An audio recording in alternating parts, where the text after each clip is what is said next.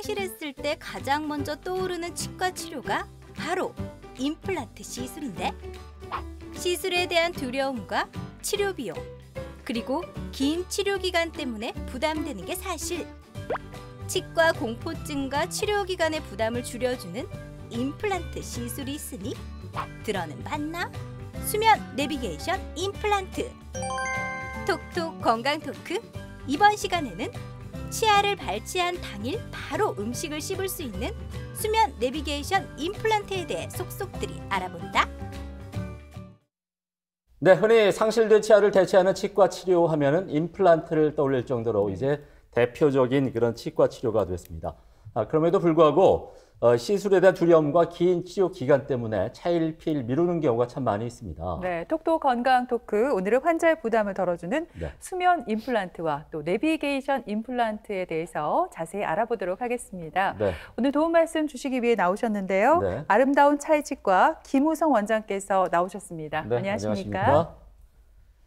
자, 그럼 먼저 3부 브리핑을 통해서 많은 분들이 임플란트 시술에 대해서 어떻게 생각을 하고 있는지, 네. 그리고 수면 임플란트가 과연 어떤 치과 치료인지부터 설명을 들어보도록 하죠. 네. 원장님 부탁드리겠습니다. 네. 안녕하십니까. 아름다운 차이치과 원장 김우성입니다. 오늘은 통증과 출혈을 줄일 수 있는 수면 치료와 내비게이션 임플란트의 병행 치료법에 대해서 알아보도록 하겠습니다.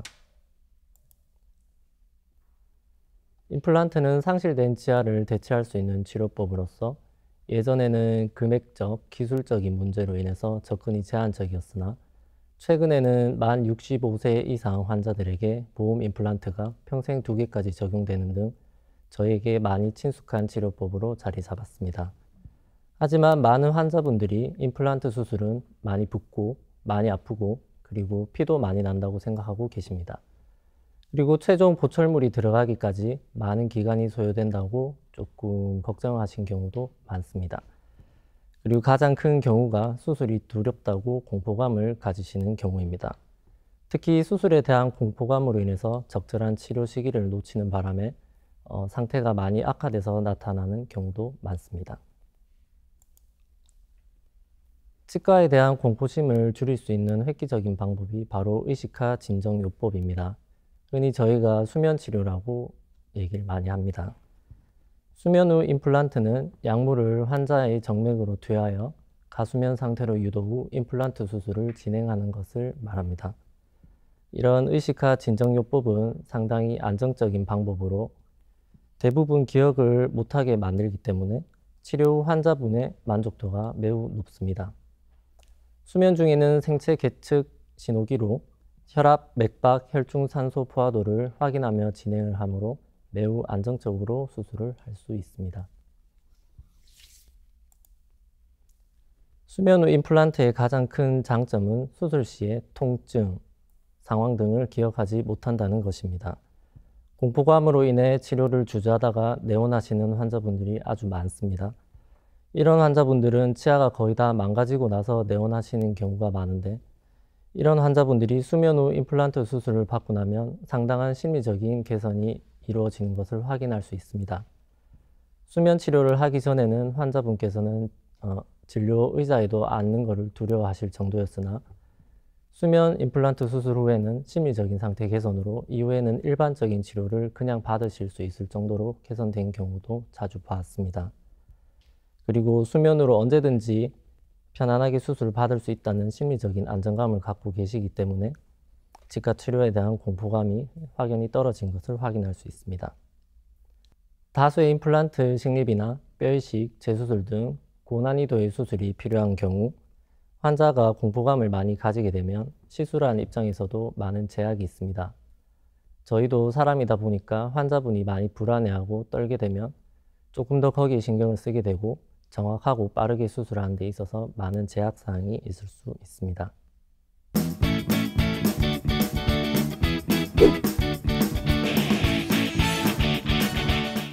네, 사실 전신 마취를 하게 될 경우 의식이 없고 자가 호흡도 불가능한 반면에 네. 이 수면 마취는 의식이 있는 가수면 상태에서 스스로 호흡을 할 수 있는 방법인데요. 네. 그래도 마취는 마취잖아요, 과장님.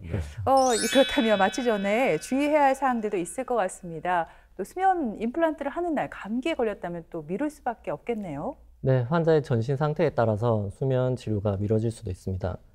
일단 수면 임플란트는 환자의 전신 병력 상태 체크에서부터 시작하게 됩니다. 폐에 질환이 있거나 간이 안 좋거나 아니면 심장이 안 좋은 등 전신 질환이 좀 심한 분들, 내지는 아주 나이가 많은 경우, 그리고 특정 약물을 복용하는 경우에는 수면 치료를 진행하지 못할 수도 있습니다. 그리고 아까 말씀하신 것처럼 독감 등의 일시적인 이유로 인해서 수면 치료를 미뤄야 하는 경우도 있습니다. 그리고 당연히 이제 수술이니까 금연이나 금주는 수술 전에 시행을 하셔야 합니다. 말씀해 주신 부분들은 반드시 이제 환자가 체크를 하고 넘어가야겠네요. 원장님, 근데 제가 뜬금없이 고백하자면 저는 운전할 때 너무 길을 몰라서 내비게이션을 꼭 보고 가거든요. 그런데 임플란트 시술을 할 때도 이렇게 길잡이를 해주는 장비가 있다고 들었거든요. 3D 디지털 장비죠? 네, 맞습니다.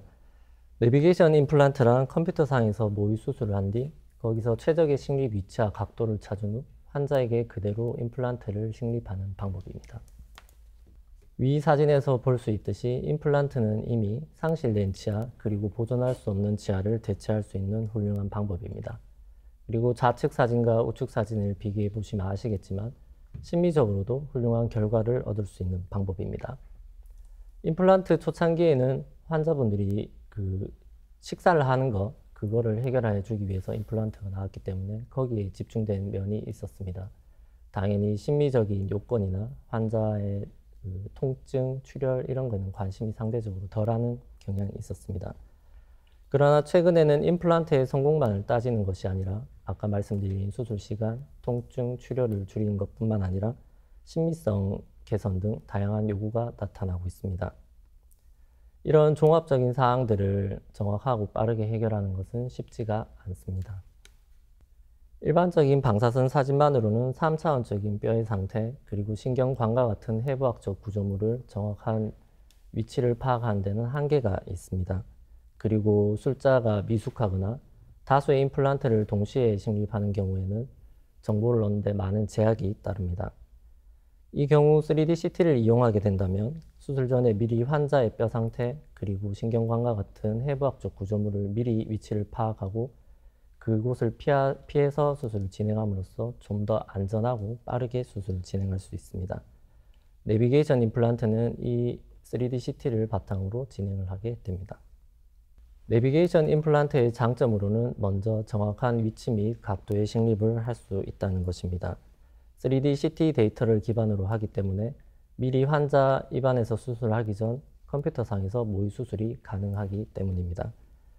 그리고 수술 가이드를 이용하여 미리 정해진 대로 임플란트를 심을 수 있기 때문에 굳이 절개를 한 후 뼈의 상태를 확인하고 위치를 정하고 각도를 정하고 그렇게 할 필요 없이 미리 정해진 위치, 각도, 그 상태로 시술을 할 수 있기 때문에 무절개 수술도 가능합니다. 이렇게 절개를 하지 않고 수술을 하게 되면 당연히 통증과 출혈이 최소화될 수 있습니다. 그리고 미리 모의 수술을 하고 다수의 임플란트를 입안에서 빠른 시간에 수술을 하기 때문에 환자의 통증도 많이 줄어들 수 있고 내원 횟수도 줄일 수 있습니다. 그리고 다수의 임플란트를 식립을 하는 경우 수술 당일 바로 임시 보철물을 연결하여 식사를 하실 수 있게 만들어 드릴 수 있습니다.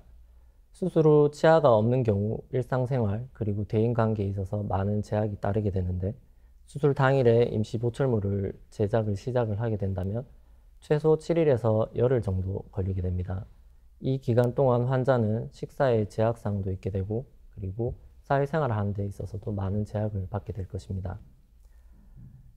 내비게이션 임플란트 같은 경우에는 미리 임시 치아까지 정확한 위치에 다 제작을 하기 때문에 수술 당일에 약간의 조정으로 환자 입안에 임시 보철물을 장착이 가능합니다. 마지막으로 수면 치료와 병행이 용이합니다. 수면요법과 병행하여 내비게이션 임플란트를 하는 경우 일반적인 경우에 수술 도중 방사선 사진을 촬영할 필요가 있습니다. 그러나 수면이 된 환자를 깨워가지고 방사선 사진을 촬영하는 것은 용이하지 않습니다. 하지만 내비게이션 임플란트를 이용할 경우 이미 임플란트의 위치를 다 정해놓고 모든 게 다 정해진 상태로 수술을 진행하기 때문에 굳이 환자를 깨워서 사진을 찍는다는 그런 행위는 할 필요가 없기 때문에 상당한 장점이 있습니다. 네, 원장님께서 앞에서 이렇게 말씀을 하셨죠. 내비게이션 임플란트는 임플란트를 심고 당일날 바로 식사가 가능하다. 사실 좀 놀랐습니다, 원장님. 이게 어떻게 가능한 건지 시술 과정을 좀 자세하게 설명해 주시겠어요? 네, 알겠습니다. 내비게이션 임플란트는 일반적인 방사선 사진 촬영 및 3D CT 촬영, 그리고 구강 내 검사를 통해 환자의 상태를 종합적으로 진단하는 것에서부터 시작을 합니다. 필요한 경우 임시 보철물 제작을 위해서 구강 내 인상과 교합 체득을 진행하게 됩니다. 그리고 이렇게 얻어진 3D CT 및 구강 내 인상체를 바탕으로 컴퓨터상에서 3차원 입체 모형을 제작하게 됩니다. 이 3차원 모형상에서 가상의 치아를 배열하게 되고 필요한 경우 아래 치아와 위 치아가 맞물리는 관계까지 재현을 하게 됩니다. 절개 후에 임플란트를 식립하는 경우 다수의 임플란트 식립 시 정확하게 식립을 하기가 쉽지 않습니다. 그리고 뼈 상태를 파악해야 되고 위치를 잡는 데 시간이 걸리기 때문에 빠른 시간 안에 수술하는 것도 쉽지만은 않습니다. 하지만 컴퓨터상에서 모의 수술을 하고 진행을 하는 경우 환자의 뼈의 폭이나 높이, 신경관의 위치 등을 미리 파악하고 모든 임플란트의 위치 및 각도를 정해놓고 시술을 하기 때문에 환자에게 최적화된 수술을 할 수 있습니다. 임플란트를 심을 위치가 정해지면 여기에 맞게끔 임시치아를 미리 제작하게 됩니다. 임플란트를 심을 위치를 기준으로 제작되기 때문에 수술을 마친 후 약간의 조정만 하게 된다면 훌륭한 임시 보철물을 체결을 해드릴 수 있습니다. 왼쪽 방사선 사진과 같은 환자는 치아가 많이 남아 있습니다. 이런 환자의 경우 한쪽을 수술하더라도 반대쪽 치아로 어느 정도 식사가 가능한 상태입니다. 그리고 앞니가 다 있는 상태이므로 대인관계에 있어서도 크게 제약이 없습니다. 하지만 오른쪽 같은 환자는 대부분의 치아가 상실된 상태입니다. 다수의 임플란트 수술을 하고 나면 이 환자분은 임시치아가 필요한 상태일 것입니다. 만약에 수술을 하고 나서 임시치아 제작이 들어가게 된다면 일주일에서 2주 정도는 환자는 치아가 없는 상태로 지내게 되어 식사는 물론 대인관계에 있어서도 큰 제약이 있게 됩니다. 따라서 수술 전에 미리 임시치아를 제작을 해놓고 수술 후에 바로 임시치아를 끼워드리는 것이 필요한 환자라고 할 수 있습니다. 모의 수술을 통해서 임플란트의 위치 및 각도가 정해지면 이것을 기준으로 입안에서 그대로 재현할 수 있는 수술용 가이드를 제작하게 됩니다. 정확한 데이터를 바탕으로 자동화된 기계에서 제작을 하게 되므로 오차는 거의 없습니다. 이렇게 제작된 수술용 가이드를 환자 입안에 체결을 하고 그리고 수술을 진행하게 됩니다. 수술하는 치과의사가 뼈의 상태를 일일이 확인한 후 수술을 진행하게 되면 당연히 수술 시간이 오래 걸리겠죠. 하지만 이런 가이드를 이용해서 수술을 진행하게 된다면 그대로 수술을 진행할 수 있기 때문에 훨씬 더 빠르게 진행 가능합니다. 네, 내비게이션 임플란트를 한마디로 말하자면 이제 신속 정확이다 이렇게 표현할 수 있을 것 같습니다. 네. 그런데 또 이 시술을 받고 싶다고 해서 누구나 다 받을 수 있는 건 아니라면서요, 원장님? 네, 맞습니다. 내비게이션 임플란트가 맞는 건 아니고 제약사항이 당연히 있습니다. 제일 큰 게 뼈 상태가 매우 좋지 않은 경우입니다. 뼈 상태가 좋지 않다는 말은 저희가 뼈 이식을 해야 된다는 얘기입니다. 보통 무절개로 진행을 많이 하지만 당연히 무절개 상태에서 뼈 이식을 할 수는 없으니 절개를 하고 뼈 이식을 한 후 내비게이션을 시도할 수 있습니다. 그리고 그 다음의 경우에는 뼈가 많이 물렁한 분들이 계십니다. 뼈가 많이 물렁하다는 얘기는 초기에 임플란트를 심었을 때 고정력이 상당히 떨어진다는 얘기입니다.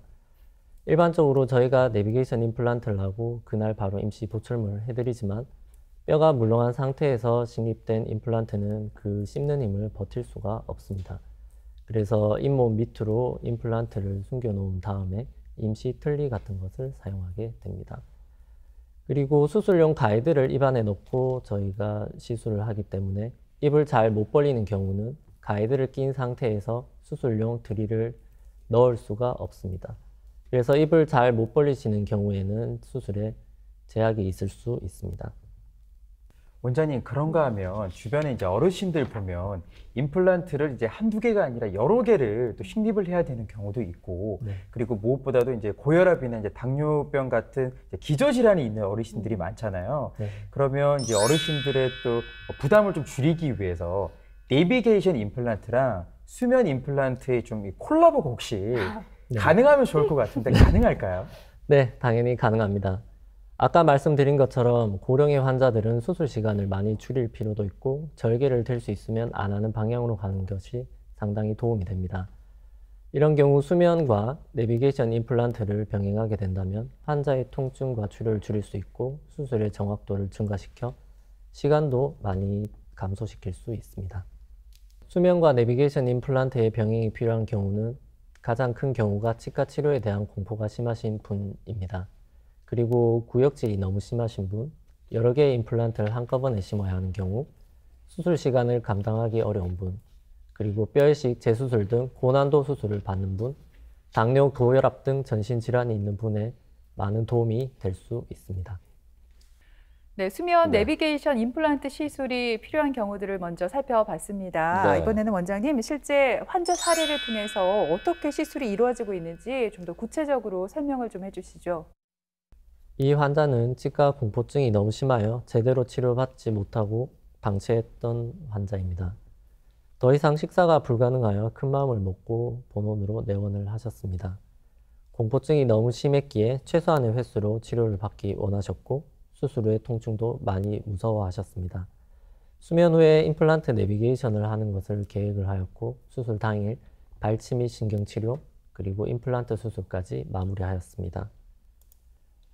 사진을 보시면 아시겠지만 처음 상태와는 비교할 수 없을 정도의 개선이 이루어졌습니다. 이 환자의 경우 아주 예민하여 수술 중간중간 잠깐씩 깨기도 했지만 처음에는 치과 진료 의자에 눕는 것조차 너무 두려워하시던 분인데 이후에는 일반적인 치료도 받으실 수 있을 정도로 심리적인 상태가 많이 개선되어서 이렇게 훌륭한 결과를 얻어낼 수 있었습니다.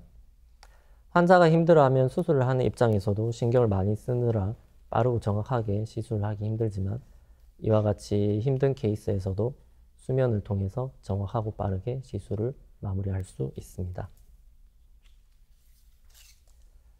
이분도 마찬가지로 치과 공포증으로 치료를 계속 미뤄오시다가 본원을 내원하셨습니다.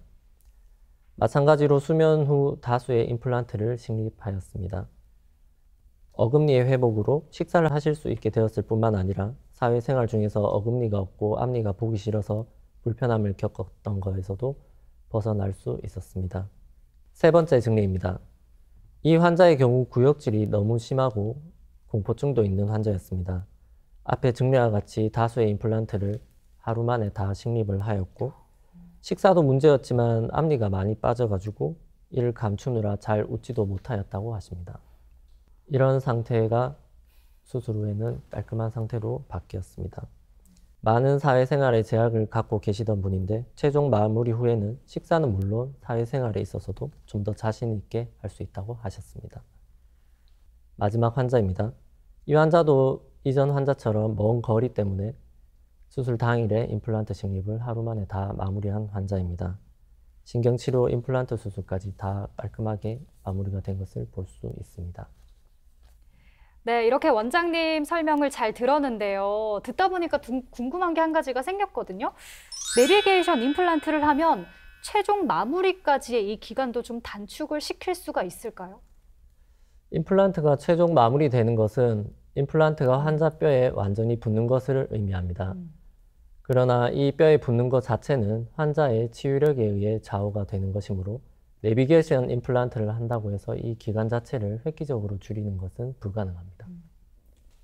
그렇군요. 원장님 그런가 하면 이 수면 임플란트 할 때 이제 수면 마취를 하는데 저는 이제 경험이 없어서 이 느낌을 잘 모르겠어요. 진짜 이 깨어나고 나면 환자분들이 그 기간의 일을 기억을 못 하나요? 네, 대부분 환자들이 잘 기억하지 못하지만 간혹 가다가 수면 상태로 되지 않는 환자분들도 계십니다. 하지만 이런 경우도 진정 효과가 있기 때문에 치료를 진행하는 데 있어서 크게 문제가 되진 않습니다. 네, 내과에서 이 수면 유도하에 그 위 내시경 같은 시술을 하잖아요. 이때도 수면 유도가 잘 안 되는 분들이 있거든요. 이런 분들 수면 임플란트 시술을 받을 때 마취제 양을 좀 더 늘려야 하는 건가요? 모든 약은 정해진 용량이 있습니다. 그것 이상으로 사용한 것은 문제가 될 가능성이 충분히 있습니다. 환자가 예민하거나 진정 약물에 내성이 있는 경우는 수면이 안 될 수도 있습니다. 하지만 이런 경우에도 어느 정도 진정 효과가 있기 때문에 치료를 받는 데 있어서 많은 도움이 될 수 있습니다. 실제로도 수면이 안 되더라도 다음에 치료할 때 수면을 진행하겠다고 하신 분들이 대부분입니다. 네, 원장님께서 수면 임플란트를 받은 당일에 바로 식사가 가능하다고 하셨는데 그럼 제가 여기서 더 구체적으로 여쭤볼게요. 몇 시간 정도가 지나면 식사가 가능한지가 굉장히 좀 궁금하더라고요. 그리고 또 아무래도 이 수면 임플란트다 보니까 좀 걱정이 될 수밖에 없거든요. 좀 괜찮은가요? 네. 일반적으로 수술 후 3, 4시간 후에는 식사가 가능하다고 저희가 안내를 드리고 있습니다. 그리고 물 같은 것도 섭취도 가능하고요. 그리고 저희 환자분들도 내원을 했을 때 수면이 위험하지 않냐고 많이 여쭤보십니다. 저희가 사용하는 미다졸람의 경우 안정성이 입증된 약물로서 정해진 용량 용법대로만 사용한다면 전혀 문제없이 사용할 수 있습니다. 그리고 저희가 생체 계측 진단기로 수시로 환자 상태를 확인을 하기 때문에 이상 징후가 발견될 경우 미다졸람의 경우 반대 효과가 있는 약물이 있습니다. 그 약물을 사용한다든지 아니면 환자를 깨워서 회복을 시킬 수 있습니다. 네, 오늘 이렇게 수면과 내비게이션 임플란트 시술에 대해서 함께 알아봤는데 여러분께 좋은 정보가 된 것 같습니다. 원장님 끝으로 방송을 보고 계신 시청자들께 꼭 당부드리고 싶은 말씀이 있다면 전해주시죠. 공포감으로 인해서 적절한 치료 시기를 놓쳐서 상태가 악화되는 환자분들이 많습니다. 수면 임플란트와 내비게이션 임플란트를 병행한다면 이런 환자들도 훌륭하게 치료를 마무리할 수 있습니다. 만약에 공포감이 심하시거나 치료에 있어서 주저함이 있으신 분들은 수면 요법과 내비게이션 임플란트 수술을 고려해 볼 만한 사항이라고 생각합니다. 네, 임플란트는 이제 제2의 치아라고 할 정도로 효과가 좋은 그런 치과 치료입니다. 게다가 이제 만 65세 이상 같은 경우는 치아 2개까지 건강보험 적용이 가능하다고 합니다. 네, 노화다, 충치, 외상 등으로 치아를 잃으셨다면 임플란트를 통해서 씹는 즐거움 다시 찾아보시기 바라고요. 오늘 저희가 알려드린 수면 임플란트 그리고 내비게이션 임플란트도 참고하시면 좋을 것 같습니다. 네, 지금까지 이 시간 도움 말씀에 아름다운 차이치과 김우성 원장께서 소개해 주셨습니다. 오늘 고맙습니다. 네, 김철원 씨, 장혜은 씨 두 분도 수고했습니다. 네, TBC 클리닉 건강 365 오늘 준비한 내용은 여기까지입니다. 한 주간 건강하게 보내시고요. 저희는 다음 시간에 다시 오겠습니다. 고맙습니다.